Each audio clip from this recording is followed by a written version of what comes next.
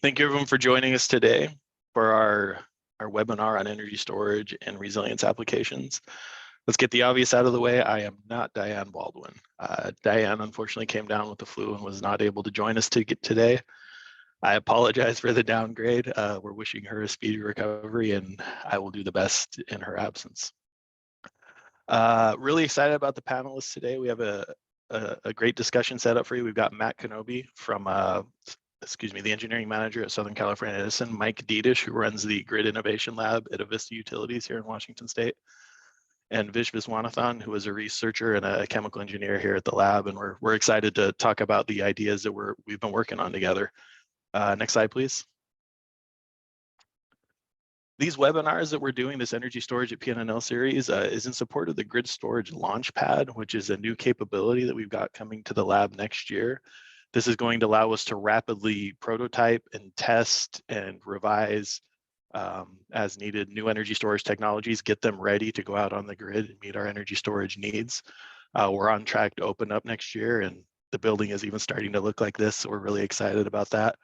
Also want to note that tomorrow is World Energy Storage Day, so however you choose to observe it, we hope that you have a good one. Please watch our website and our email communications for some updates on the exciting work that we're doing and in support of the national goals and DOE objectives around energy storage. And next slide, please. And one more.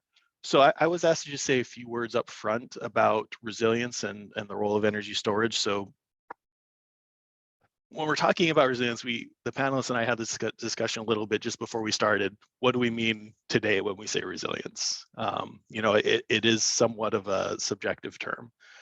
This is a chart that we've put together to kind of help illustrate the differences. Like when we're talking about this continuum of reliability and resilience, it's all one continuum. We're talking about outages that customers face.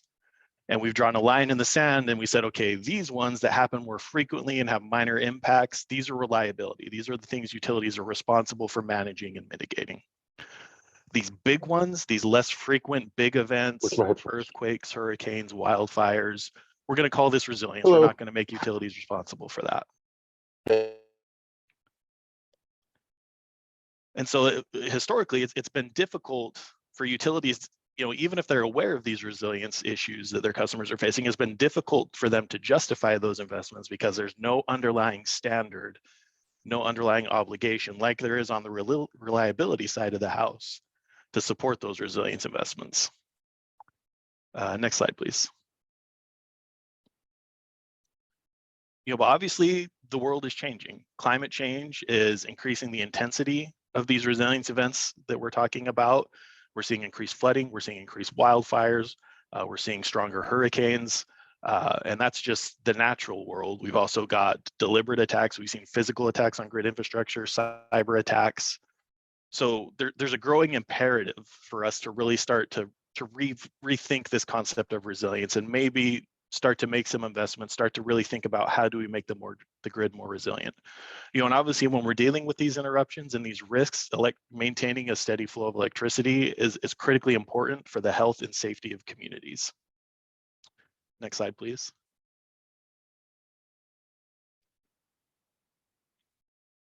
And so energy storage really is a game changer when it comes to resilience. Traditionally when we talked about resilience, it was just, if I was a critical load and I needed to have backup power, I had a backup generator.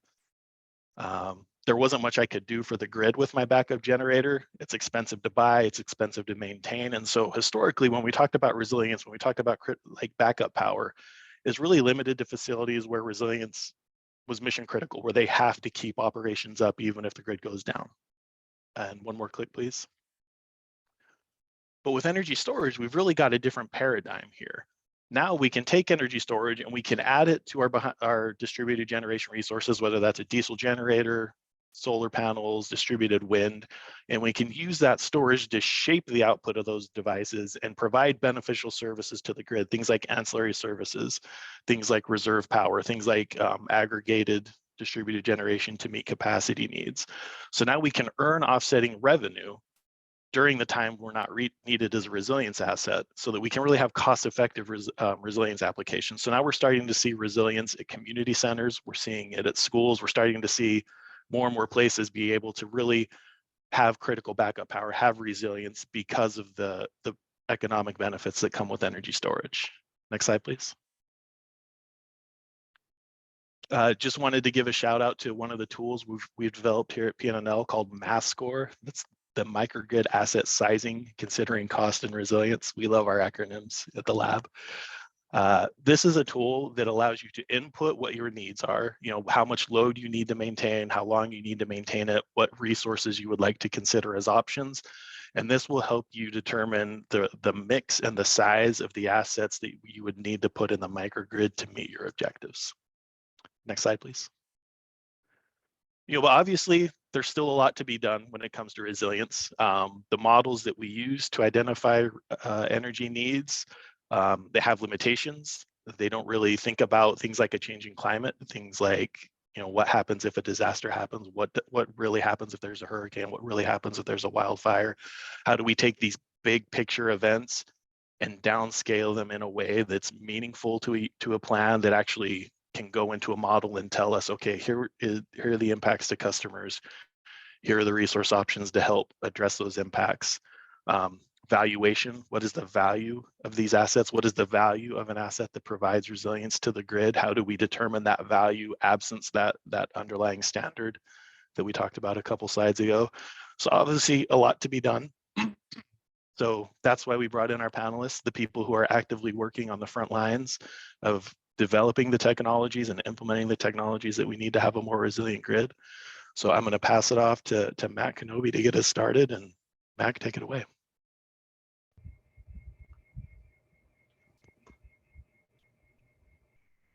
Hold on. There. Back. All right. Good afternoon, everybody. My name is Matt Kenobi. I'm an engineering manager in the Grid Technology Innovation Group at SoCal Edison. We are the group that mainly does demonstration and pilots of new technologies in the grid. And today I'll talk about a couple use cases that we are working on that demonstrate the need for long duration energy storage as something to meet the resiliency needs of the grid. Slide. So here's just a quick snapshot of a lot of stuff Edison has done. SE, we've done a lot of energy storage projects going back over 100 years now. We've used hydro storage for a large amount of our capacity. In the early 2010s, we were a leader in some of the early demos for lithium-ion batteries, which under the AARA project, we had our Tehachapi storage project. That was one of the first and largest lithium-ion battery integration into the CAISO market. We've also done early demonstrations for grid support and integration with peaker plants to reduce emissions. We have some specific use cases where we have demonstrated the ability to minimize backfeed. In California, we have a lot of, I should say, NEM tariffs, the net energy metering, and Rule 21. These are connections of renewable resources, and we've been able to use lithium-ion batteries to demonstrate minimizing significant backfeeds caused by some of these distributed resources. Moving forward on our strategic applications, we have quite a few additional deployments. You'll see all of these are typically in the distribution system, but the one we'll focus on today is actually the one highlighted, the microgrid support, which is where we start to bring in resiliency in addition to the other applications we're doing. So our history is in the recent years, in the recent 10 to 15 years, is that we have been able to significantly integrate lithium-ion batteries and show that they meet a wide variety of needs. But as we are going forward towards 2045 and our net zero goals, more and more intermittent resources are bringing on. And as I think everyone will know, there's a significant duck curve coming where these intermittent resources need to be maintained to firm the system. And we need to do this with in an affordable manner for our customers. So the question is, can we just do this with lithium-ion batteries? And that's what we're going to be answering over the next couple of years. I come down on the side, no, we need something lower cost for these long duration resiliency events. Next slide.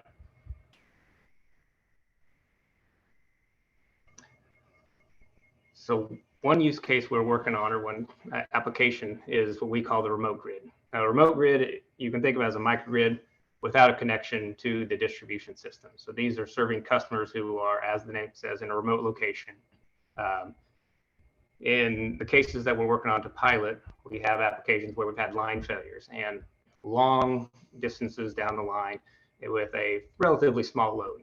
This gives us the opportunity to serve them in a new way, where traditional lines are very expensive, may be running through a environmental sensitive area, a high wildfire risk area, where we can have a cost-effective solution to actually serve them locally.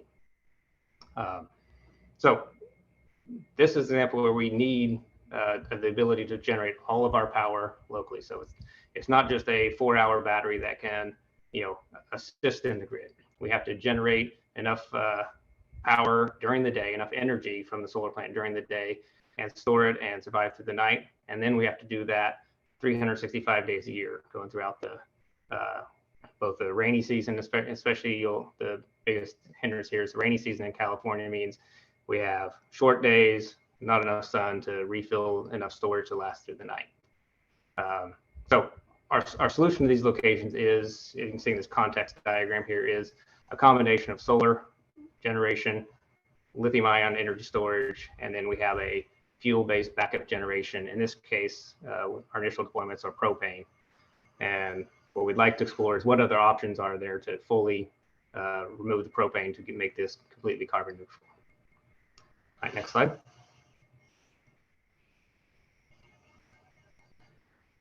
So in our early modeling of how can we do this economically, but also not increase emissions, what we modeled here is the system.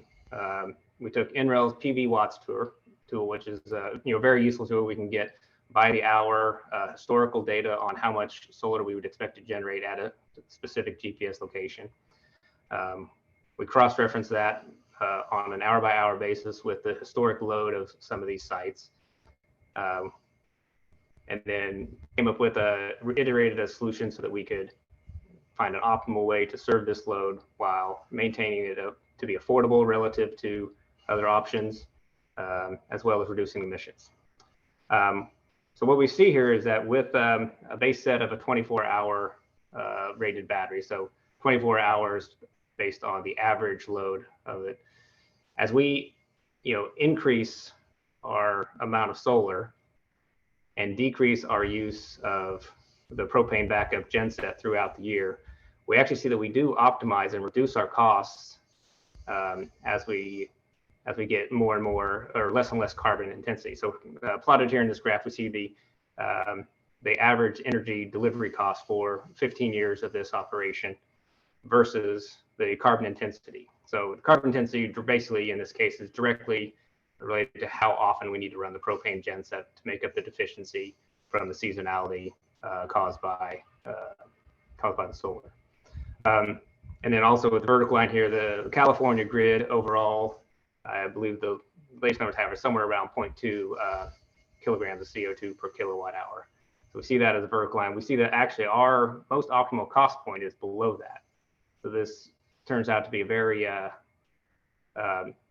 it hits the resiliencies we need as well as reducing our carbon intensity.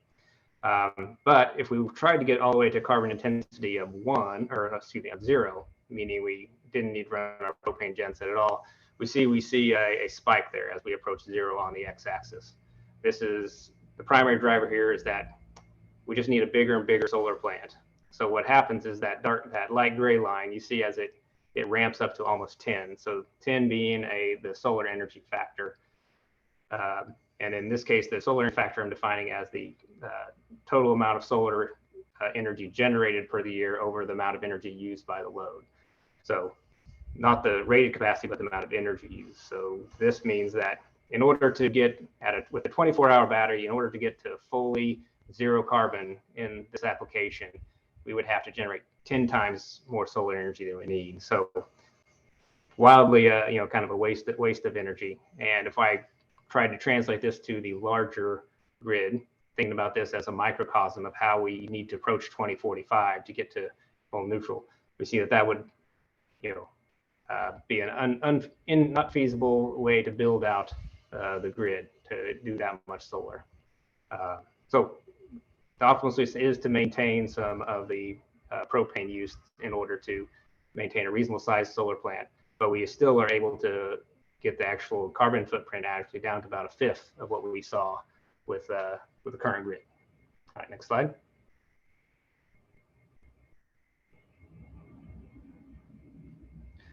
So then the next question is, what else can we do besides propane? If we see that, if we think that lithium ion is not economically feasible to go to fully renewable, what else can we use? And of course, the answer is some other long duration energy storage technology.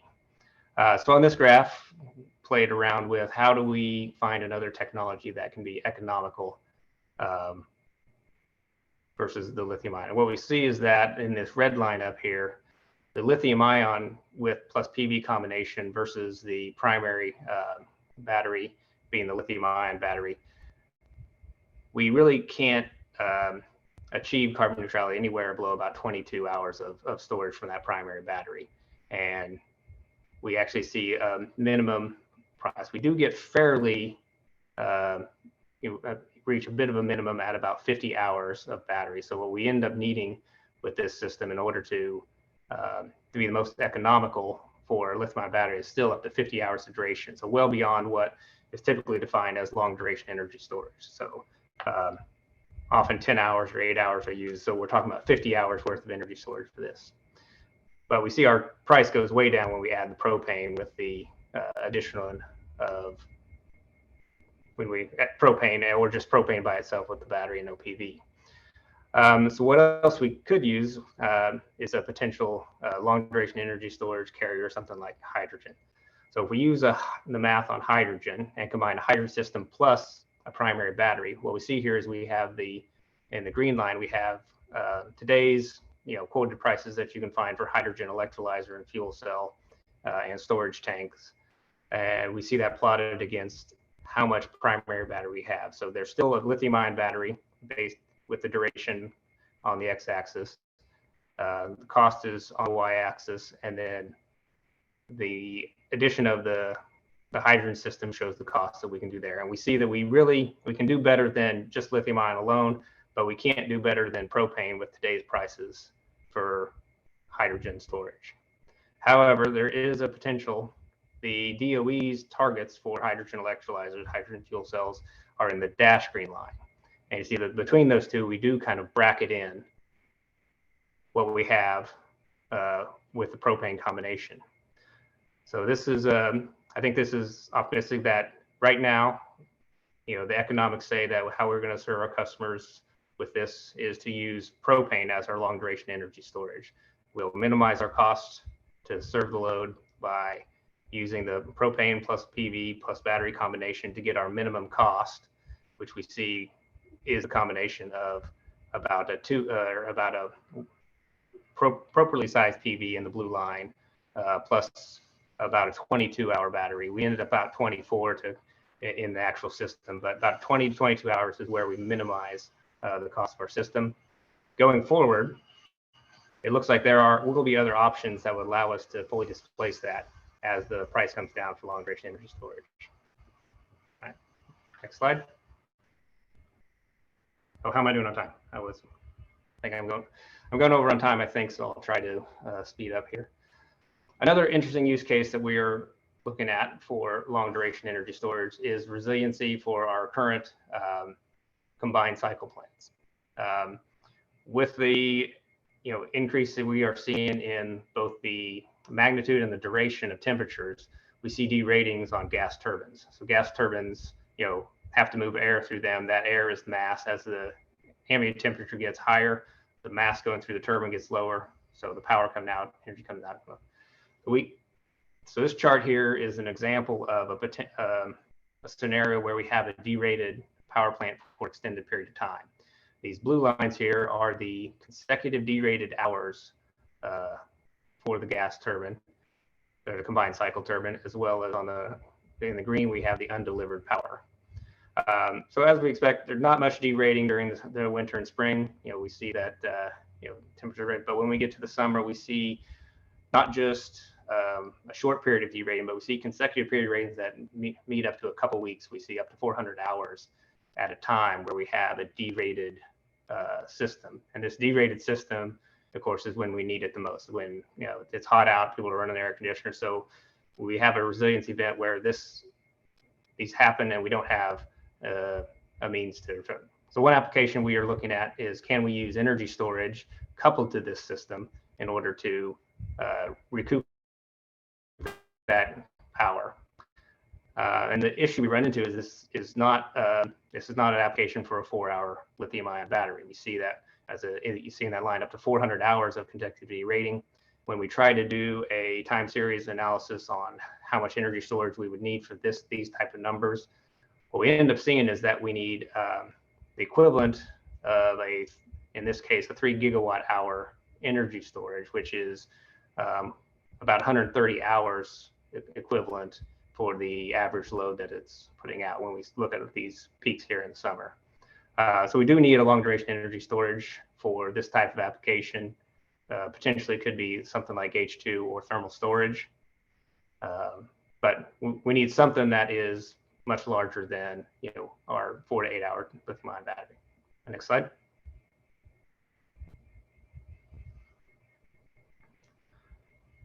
So this is still an in-process pilot that we're working to develop.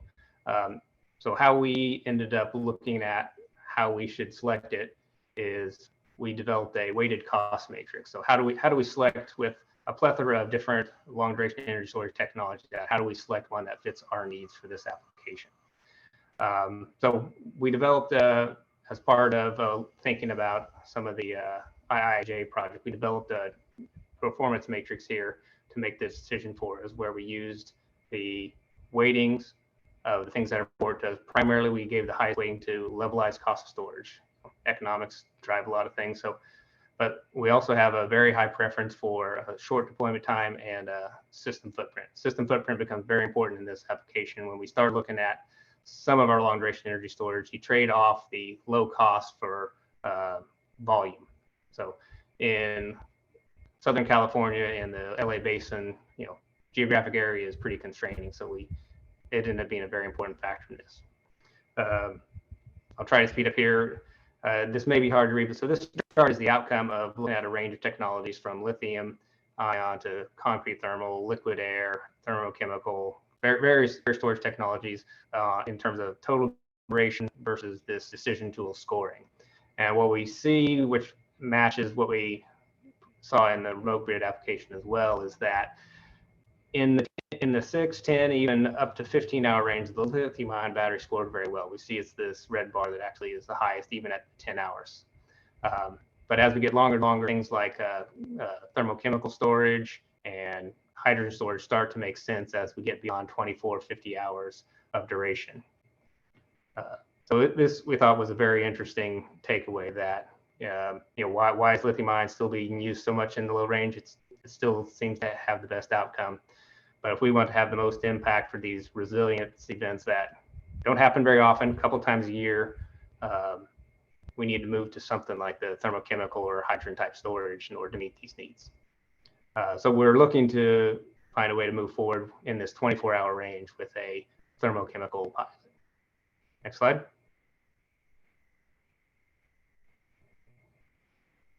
So quick conclusion. Yes, intermittency and the seasonality of the solar PV are driving us to need these long duration storage events systems so we can be resilient and affordable as we decarbonize the grid. These things are getting longer, so more consistent. But we do see there is a need for 100+ hour range long duration energy storage in multiple applications. All right, thank you.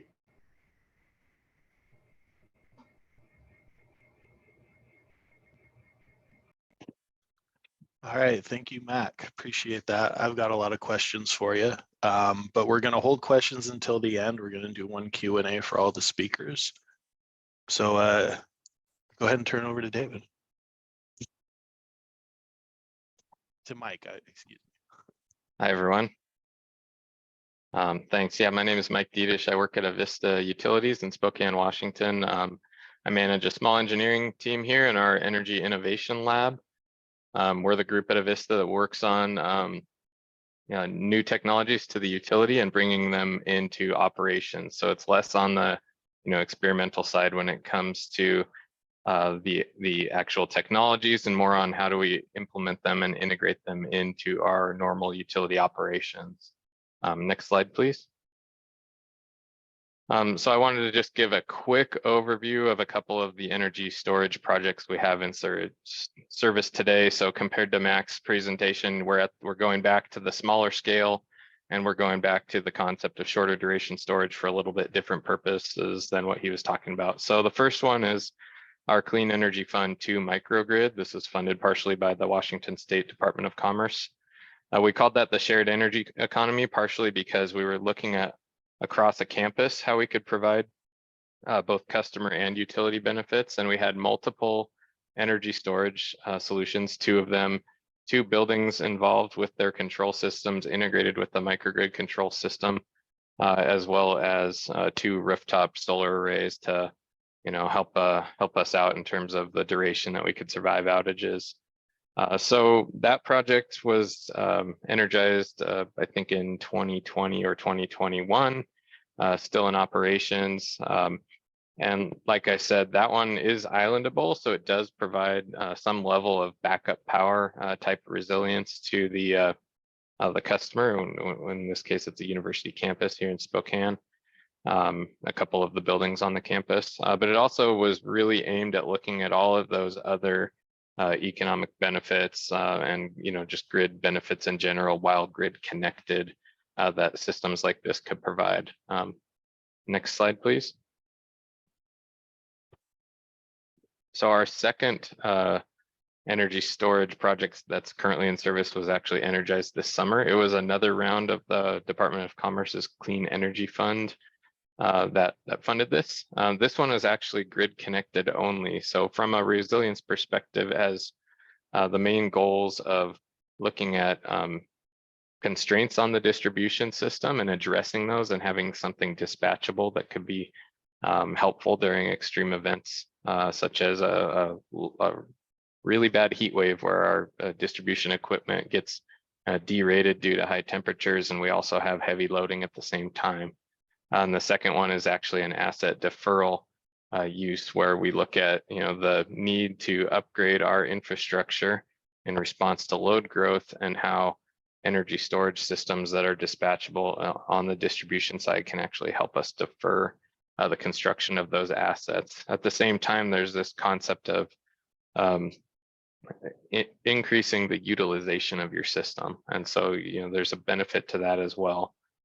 If you look at it across the entire utility system, if we can increase utilization, we're basically reducing infrastructure cost for all of our customers. So we're developing sort of ideas and examples, and then moving towards looking at how does that fit into our long-term planning process. So what's unique though about this eco district project is it's not just a battery energy storage on the electric side. It also is integrated with a central heating and cooling plant for this campus. It's actually the building that I'm in right now, the Scott Morris Center for Energy Innovation here in Spokane, and it has a central plant that feeds all of the buildings on the campus.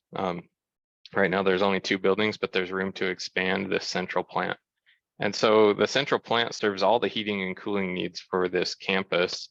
And it has 2 types of thermal energy storage. One is on the far left, you see the large water tanks. So they're storing hot or cold water depending on the season.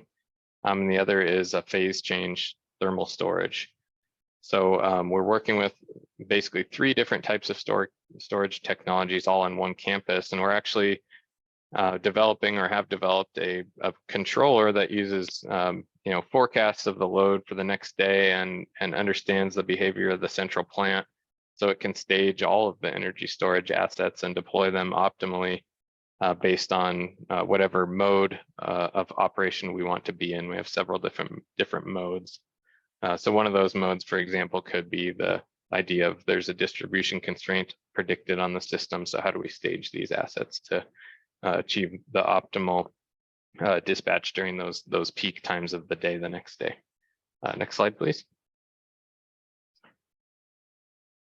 So we have I'd say fairly limited practical experience on energy storage for resilience, but in the few projects we have worked on in this space, I've learned some lessons, and so I thought I would just share a couple things. So first off, things to consider when talking about these types of projects related to resilience at the smaller scale is, well, you have to define that in detail up front. So are we talking about resilience? It could be on the grid side, it could be something like addressing a constraint, or you might think about non-wires alternatives.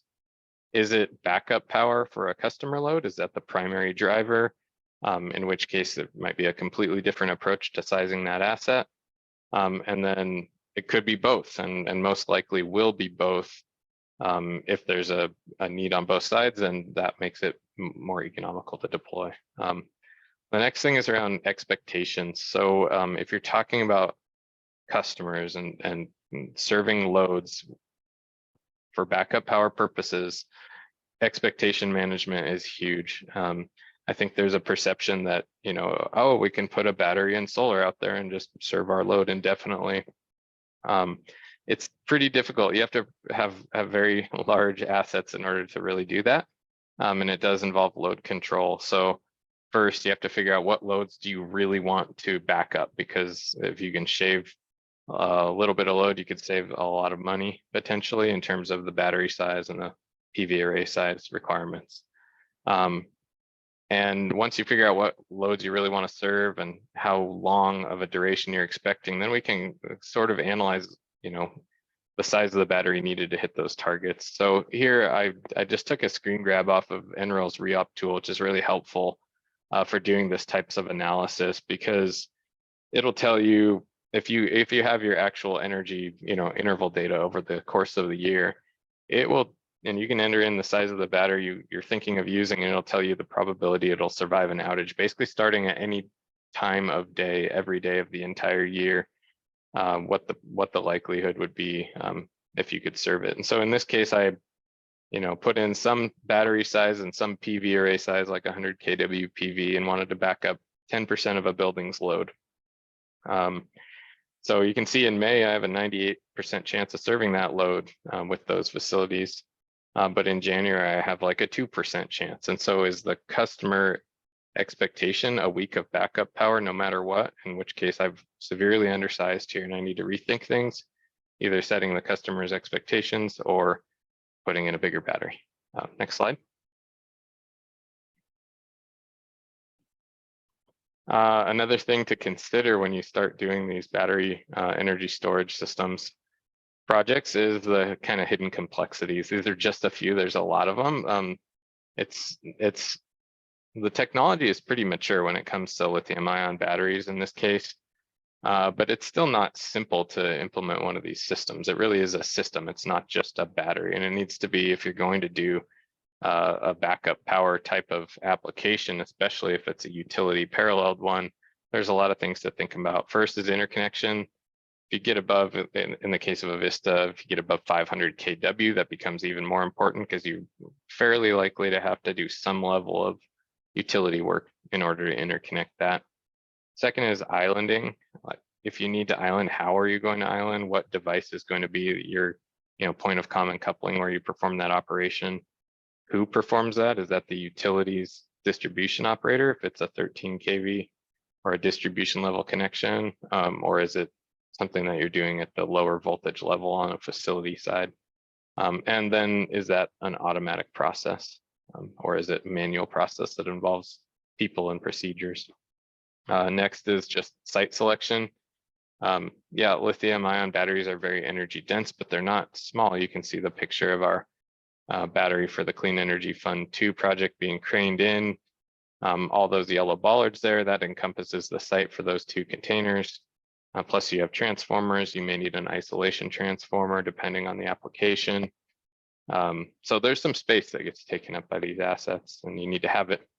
And if it's on someone else's property, then you need arrangements to use that land. Another big consideration is safety and the cost associated with making your system safe. And it's not just technologies, it's processes. So you can see the picture there where I'm working with the Spokane Fire Department's downtown branch or downtown station. All of them came out for some training, actually put on by a PNNL employee who's an expert in energy storage safety, Matt Pace. So big thanks to PNNL for providing that resource, because it was absolutely helpful in our deployment and getting the city of Spokane on board with safety around energy storage. Next is load management. Like I said, you're going to need to manage the load if you want to get a feasible size for your energy storage asset. Same thing with state of charge management. You have to stage the asset to be ready to provide backup power. And if you're using it for multiple purposes, like grid use cases, then you're going to need to be aware of the trade-offs between those two and be able to course correct quickly if you think you're going to have some sort of extreme event coming up in the near future. Finally, just all the controls integration. So there's a battery management system connected to that. You've got your site controller, and above that, you might have some sort of tertiary controller optimization system. And then you have your kind of higher level utility, control center type of environments, if that applies. It depends on if you're deploying this on the utility side of the meter or on the customer side of the meter. So those are some of the hidden complexities to be aware of when jumping into projects like this. And that's all I have, so we can kick it over to the next presenter. All right, thank you very much, Mike. Vish, you're up. Thank you, Jeremy. My name is Vish Vishwanathan. I work on standards development for storage, test procedure for grid scale storage, cost performance of various storage technologies, including long duration energy storage, and state of health modeling of lithium ion and other technologies. Next slide, please. So what is resilience? There was some talk earlier before the presentation and also during the presentation. Is it to ensure load and generation remain balanced under even extreme conditions, under severe weather, under sudden load increase, sudden loss of generation, volatile generation from renewables, to reduce stress in the transmission and distribution lines for extended periods, maybe 2 to 5 hours, load following, all of the above. Next slide. So the key question is how much storage is needed in terms of gigawatts, gigawatt hours. Obviously, if you specify the gigawatt and gigawatt hours, then you have specified the duration. There was talk earlier about 100-hour duration or 50-hour duration and how the cost changes with increasing duration of storage. How will the above mix change with load growth, which is kind of, you can model it, but it is not an exact science. And also the generation mix. Coal plants are being phased out, nuclear, these are the various generators right now, hydro, natural gas, and renewables. Renewables can be PV, photovoltaics, concentrated solar, wind. Now, key is how will the cost-effective deployment of geothermal energy impact all these, the above? And what would be the power profile of deployed storage? How will it look like? So obviously it depends on studying various scenarios of generation mix, including renewable penetration. Next slide, please. So my colleague Dave and Kostas Okinomu generated these various scenarios for our year 2035 zero carbon case. I know you cannot read all of the fonts here, but it's not necessary. It's for one particular region. If you take a look at the green curve, which is second from the top, it gives you the storage power profile for 1 month period. And if you go to the second last from the bottom and look at the red curve, that gives you the pumped hydro power profile for the 1 month period. So this is nothing exciting. You above the x-axis, zero is x-axis is discharge, below the x-axis is charge. The storage ramps up a little bit and then stays flat and then comes down.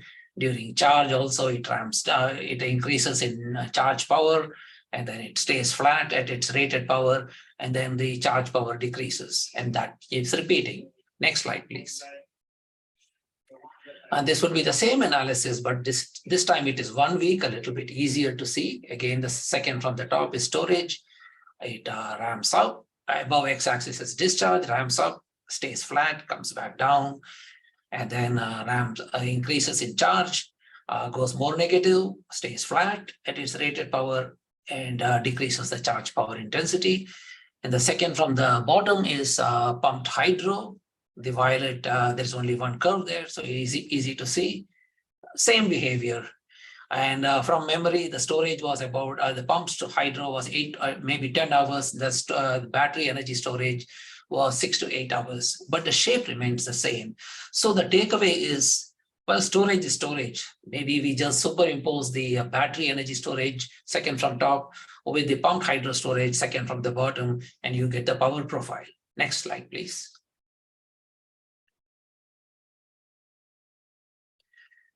So regardless of the region, as you saw, the general shape of the power profile is the energy storage system ramps up during discharge, stays flat, and then ramps down. And the same thing during charge, it ramps up, meaning becoming more negative in power, stays flat, and then decreases. The charge power is decreased. My colleague Dee Wu mentioned something very, to me, is very wise. Storage is an asset that gets called upon as needed. Just like right now, natural gas, various power plants get called upon based on their cost structure. So you expect it to simply charge or discharge at rated power. So the lowest cost option will get called upon first, and the next lowest, and so on. So in this case, the storage power profile could be very boring. Just charge and discharge at the rated constant power. Next slide, please. So in order to deploy long duration energy storage, accelerate its deployment, the US Department of Energy Office of Electricity has an initiative called the Rapid Operational Validation Initiative. There are 6 national laboratories. I'm not going to name all of them, but it's a nice collaboration.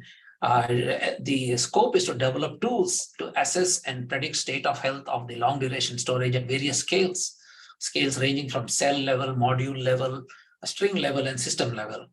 Now, in order to develop the tools, you actually need data that the tools can be deployed upon.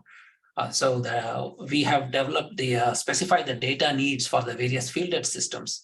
That includes the metadata, what type of data do we need, at what level, string level, module level, and so on.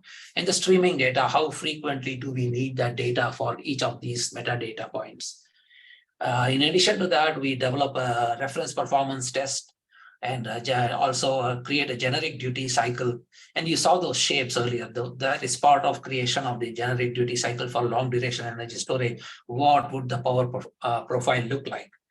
And then also develop an accelerated test procedure or protocols to predict degradation over several years based from limited time data, such maybe 1 or 2 years worth of data. Next slide, please. And the link is provided at the bottom for Rovi. So we just talked about how to assess performance and predict degradation. The other part is the energy storage. What are the energy storage technologies and what are the cost and performance metrics? So the US Department of Energy Energy Storage Grand Challenge, we call it ESGC, this initiative accelerates the deployment, commercialization, and utilization of next generation energy storage technologies, ranging from 2 to 100 hours and the power ranging from 1 to 1,000 megawatts. So the performance metrics here are round trip efficiency, cycle life, calendar life, and levelized cost of storage, which my colleague Kendall Morgard developed. And it is being widely used by the various stakeholders, and the links are provided below. Next slide, please.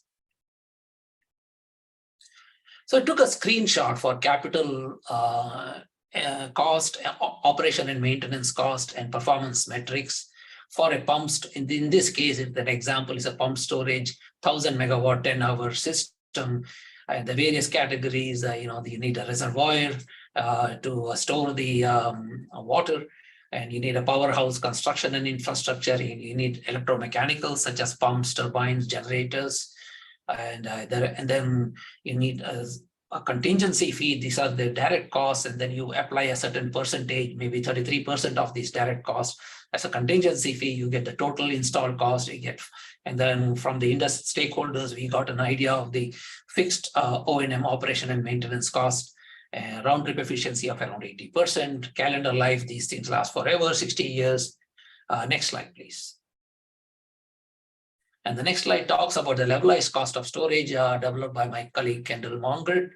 And as you can see, this is all the technologies are included here. This is for a 100 megawatt system.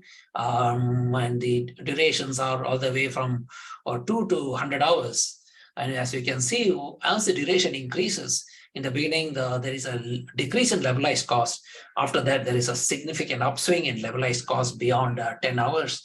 And the simple reason for this is if you have got a 100-hour system, you can cycle them. You will need about 250 hours to do one cycle. So in a year, you may take 9,000 hours divided by 250, whatever it is. You may get only very limited cycles, maybe 40 cycles or something. So you're not really using your energy storage in terms of its cumulative throughput. And the levelized cost, as you know, is the total dollars that includes the capital cost, O&M cost, and so on, divided by the cumulative energy throughput. So if you're not cycling it enough, then you're not going to get a good high cumulative throughput. The denominator decreases and your levelized cost increases. I think this is the last slide. Next slide, please. I've forgotten. I'm going to assume this is the last slide. Next slide, please. Thank you.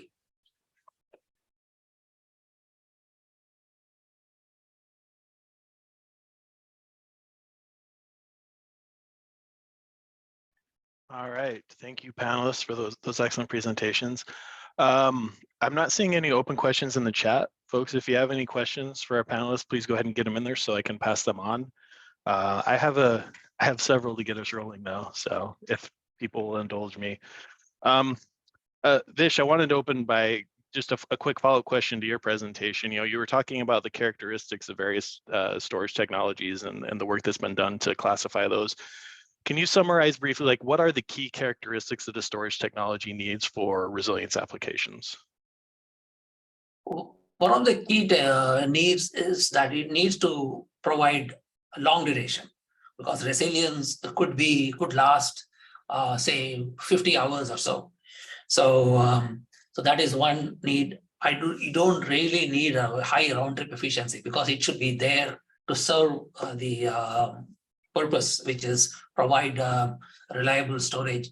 And third is it should be reliable. So in other words, you cannot have a technology that is not being tried and deployed commercially, so that when you turn it on, you call upon it, it should be there to provide the services. So the levelized cost is less of a criterion than its ability to provide the service when called upon. Thank you. So Vish, you said a point there that I heard a couple times from our utility presenters as well, is that it needs to be reliable. It needs to be proven. Mac, I heard you say that you prioritize technologies that can be deployed in short order. So I wanted to get a feel here, though. What is the role of a utility in doing pilot projects and creating markets for kind of these long duration technologies, these technologies that are maybe 5, 6, 7 years out? Where's the sweet spot between relying on stuff that's reliable now, but creating markets and signals for stuff that we're going to need in the future? Yeah, I agree. That is that's something that actually my group, Grid Tech Innovation, kind of lives in that space. Is we have demonstrated lithium-ion batteries a lot, mainly to demonstrate the use case, but our role is to identify technologies and demonstrate these technologies that the grid is going to need 5 to 10 years down the line. And things like the remote grid that I spoke about, those are applications that each individual piece of that may not be a new piece of technology, but using this as a distribution asset, using this method of serving remote customers is what's new, is what we're piloting in that case. But so I think there's a balance there that utilities, if we're going to drive procurement eventually, if we're going to drive procurement, we're going to set requirements when we issue requests for off air. So we need to understand what is possible that are we have the information, so our inclusive of new technology that can meet the need better than something that's more entrenched or tried and true. Mike, did you have any thoughts on that question?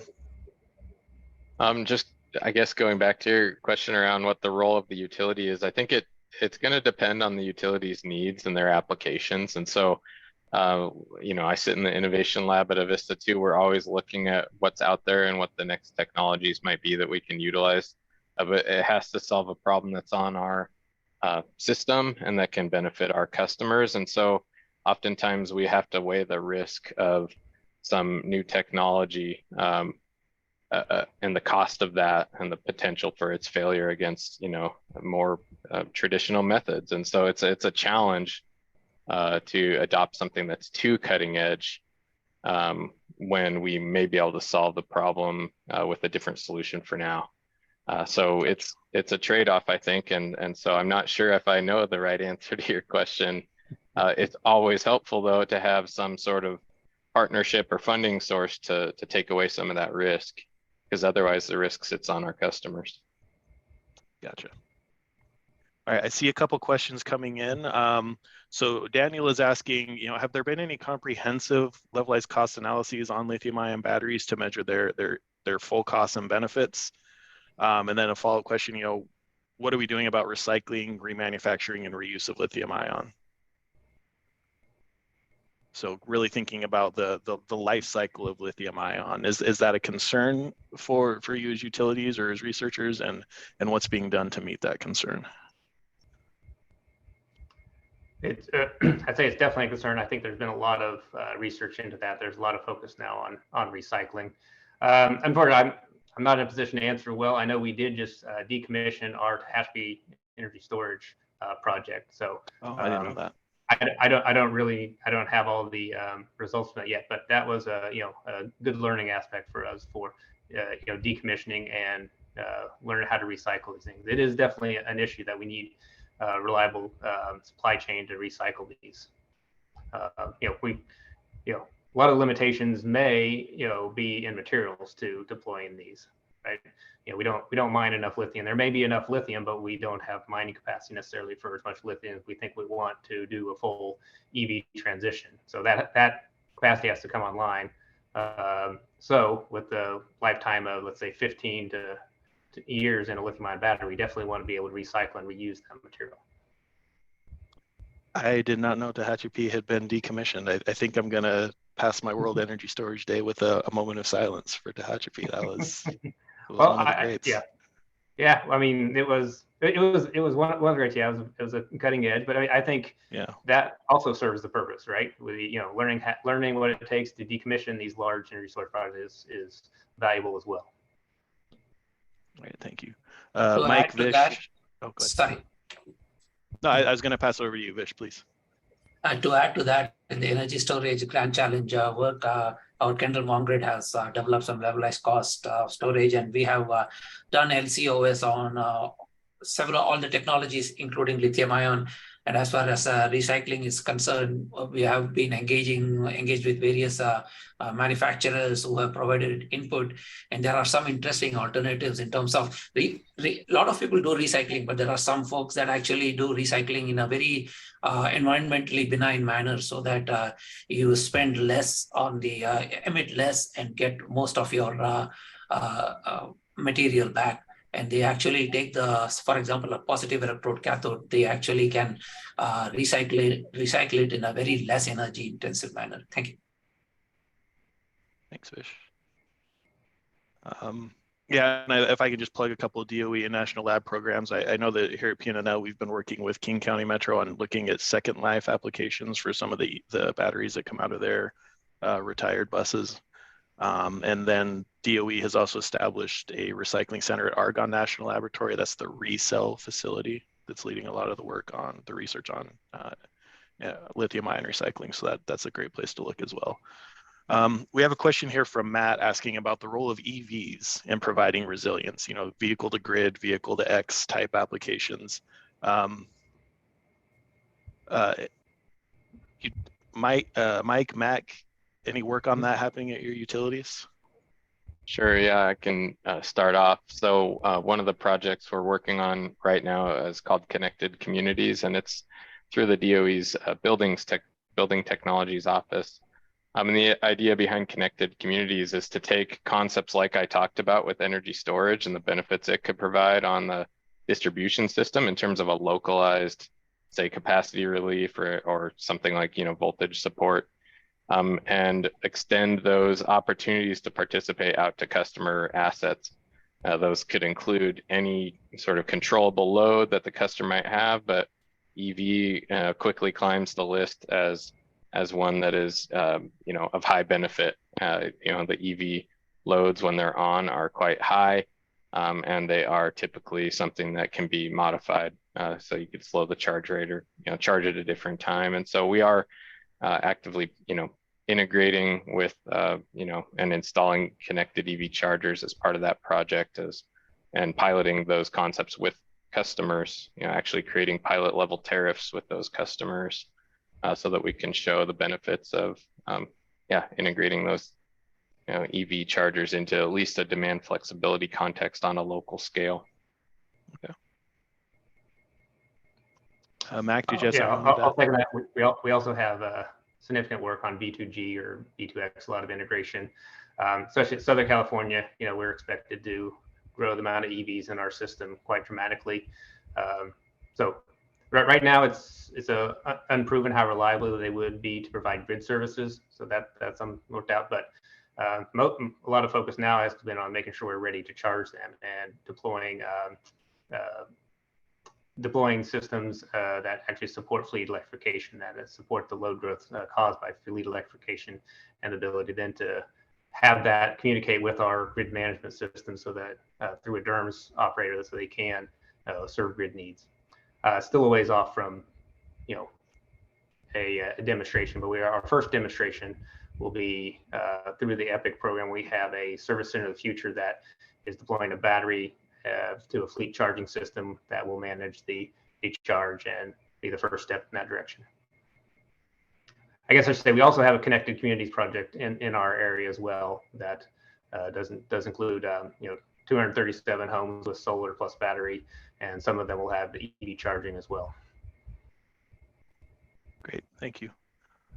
Mike, you mentioned something that I wanted to follow up on. You spoke briefly about the importance of getting the local community on board with the storage project, having to do training for first responders. We're starting to see that concerns about lithium-ion safety are starting to be an obstacle to siting projects in some places around the country. Just wondering your thoughts on looking ahead as the role of energy storage in Avista's plans grows and you're siting more of these projects. What is it going to take to really get communities comfortable with these projects and willing to accept them? Yeah, we haven't seen a lot of resistance to either of our projects in Spokane yet, so I don't really know if I have any, I guess, direct advice on how to, gain that kind of confidence. What I do know is that it's really helpful to be proactive and have people knowledgeable in all the safety aspects of the solution. So when people do ask questions about it, you can answer them and describe, the safety systems and processes associated with those facilities. They just like any facility, there's risks associated with it. And I think it's over time, the public will probably be more comfortable with, some of these risks and how they're mitigated, just similarly to how other facilities, utilities have put in the past have risks. So, yeah, I think it's just a matter of not mitigating those risks as best you can with safety systems and processes, and then, gaining confidence over time from the public in terms of, when things do go wrong, it gets handled well, and making sure that you're proactive in communicating, how these systems work. Great. All right, well, I show us is just about at time. I wanted to give each panelist, 10, 15 seconds to have a final word, something to drive home. Mac, we'll start with you. I guess I didn't think of any final words, but thank you for your time. I do think that we have a big challenge ahead of us getting to 2045 and getting to net zero, but I do see it as an engineering and regulatory challenge that, we can overcome. These technologies are advancing rapidly. These technologies can work and they can help us achieve those goals. All right, thank you. Mike, final word. I guess my final word would be thank you to partners like PNNL. You put on these webinars, but also in all of the projects I mentioned, PNNL is a partner. And so from the utilities perspective, it's very helpful to have expertise of the national labs and their support and knowledge that you generate. And so I guess my final word is thank you to all of you who have helped us out. And I think the partnerships are valuable, and that's how we can move these ideas forward. So looking at the practical side from the utility and looking at the advancement of knowledge from the labs, I think we need both. Great, thank you. And Vish, final word. Yes, it's important to get a handle on the reliability by studying the various field deployed storage, their performance, and doing some modeling on the site so that we can do some reliable prediction. Because at the end of the day, as Jeremy asked me, what is the most important characteristics for resiliency? We want it to be reliable and do the service when called upon. Thank you. Right. Well, thank you to our panelists. Great discussion. I really appreciate your insights and the work you've done, being willing to share that with us. And thank you all. Keep tuned for information on our upcoming Energy Storage at PNNL webinars. And again, happy World Energy Storage Day. Thank you. Thank you.